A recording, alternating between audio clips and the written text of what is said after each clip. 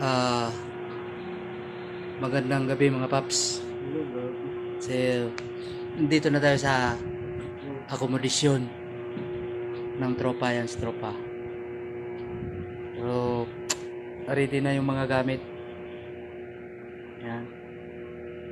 Passport, mga dokumento.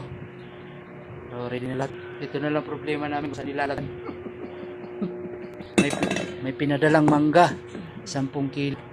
Ayun rin, magsandala din kayo sa Pero hindi namin alam kung si Brad, yan na daw magdala.